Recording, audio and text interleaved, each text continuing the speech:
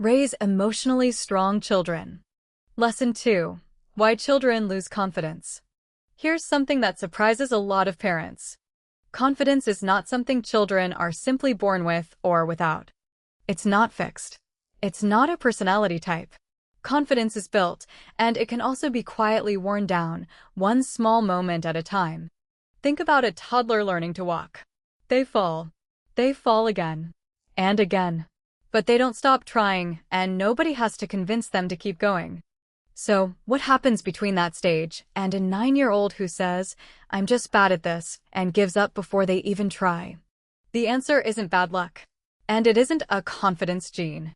In most cases, it's shaped by everyday moments, the words we use, the way we react to mistakes, and the messages children absorb about what happens when they fail. The good news? If confidence can be lost through small moments, it can also be rebuilt through small moments.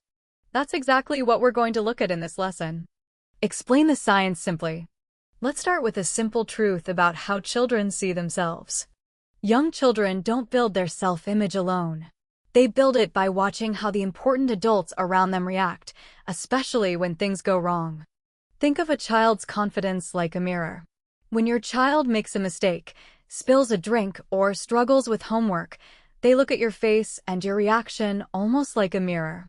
What they see reflected back becomes part of how they see themselves.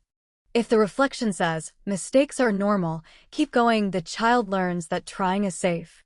If the reflection says, "Why can't you get this right?" even said with love and frustration, not anger, the child can start to learn something different. When I struggle, I disappoint people. Over time, this shapes what child development experts call a child's self-belief. In plain English, what a child quietly believes about their own ability to handle challenges. Here's something else researchers have found that often surprises parents. Praise itself can either build confidence or quietly damage it, depending on the type of praise. Telling a child, "You're so smart," feels kind, but it can create pressure. If being smart is who they are, then failing at something suddenly threatens their whole identity. Many children in this situation start avoiding hard tasks, not because they're lazy, but because they're protecting their self-image. On the other hand, praising the effort you worked really hard on that teaches a very different lesson. Ability grows through effort, not through being naturally gifted. This single shift in language is one of the most well-supported findings in child psychology over the past few decades. Confidence, in the end, isn't about telling children they're amazing. It's about teaching them you can struggle and you can still grow. That's the belief we're going to help you build in your child, starting with 3 practical tips. 3 practical parenting tips. Tip 1. Praise the effort, not just the result. Why it works. When children are praised for effort and strategy, they learn that ability is something they can build. When they're only praised for talent or results, they learn that ability is something they either have or don't have, and mistakes feel dangerous. Real-life example. Instead of, "You're so smart, you got an A, try," you studied really hard for that test, and it paid off. Instead of, "You're such a natural artist, try," "I can see how much practice you put into that drawing." Common challenge. This can feel unnatural at first, especially if you were praised for talent as a child yourself. Old habits take repetition to change for you and for your child. Start today. Next time you want to say, "Good job," pause for 1 extra second and add why it was good. Mention the effort, the strategy, or the persistence you noticed. Tip 2. Let them struggle before you help. Why it works. When we jump in too quickly to solve a problem for our child, we accidentally send the message, "I don't think you can do this alone." Giving children space to struggle safely teaches them that discomfort is not danger. It's part of learning. Real-life example. Your child is frustrated trying to tie their shoes or finish a puzzle. Instead of doing it for them, try, "This is tricky. I believe you can figure it out. I'm right here if you want help." Common challenge. Watching your child struggle can feel uncomfortable for you, too, especially when it would be faster to just do it yourself. This isn't about letting children struggle alone. It's about staying close while giving them a real chance to try. Start today. Pick one small daily task your child usually asks for help with. Today, wait 10 extra seconds before stepping in. Tip 3. Normalize mistakes out loud. Why it works. Children watch how adults treat their own mistakes. When parents hide frustration or treat their own errors as failures, children learn that mistakes are something to fear and hide. When parents talk about mistakes calmly, children learn mistakes are simply part of trying.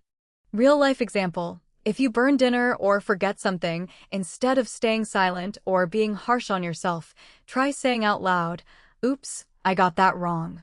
That's okay, I'll try again." Common challenge: many of us were raised to hide our mistakes, so this can feel awkward or even a little vulnerable at first.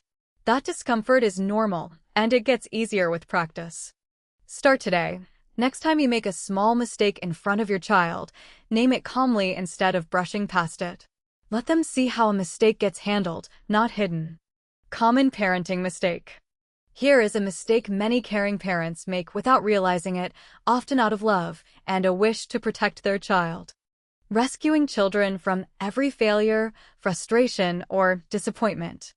This might look like finishing their school project because it's due tomorrow, jumping in during every argument with a sibling or friend, or quietly fixing a mistake before your child even notices it. It comes from a good place. No parent wants to watch their child suffer. But here's the effect over time. When children are consistently rescued, they can miss the chance to discover something essential: I can handle hard things. Instead, they may learn, things only get fixed when someone else steps in. This doesn't mean removing your support. Support is essential. It means shifting from rescuing to guiding. A healthier alternative: instead of solving the problem, ask a guiding question. What do you think you could try first? You're still present. You're still involved. But now, your child is the one building the "I can do this" belief, not you doing it for them. If you recognize this pattern in yourself, you're not alone, and you're not doing anything wrong. Nearly every parent rescues sometimes. Awareness is already the first step toward change. Action for today. Here's a simple activity you can try today in under 10 minutes. The One Try Challenge. Choose one small task your child finds a little challenging: buttoning a shirt, writing their name, solving a small problem, tidying a shelf. Before helping, say, "I know this is a little tricky. Want to give it one try by yourself first? I'll be right here." Whatever happens, success or struggle, respond with, "I saw how hard you tried." That matters. This small moment teaches your child two powerful lessons at once: I am capable, and effort is what counts, not perfection. Let's end today's lesson with one sentence to remember. Children don't lose confidence because they fail. They lose confidence when they learn that failing is not safe. Your job isn't to prevent every struggle. It's to make struggling feel safe.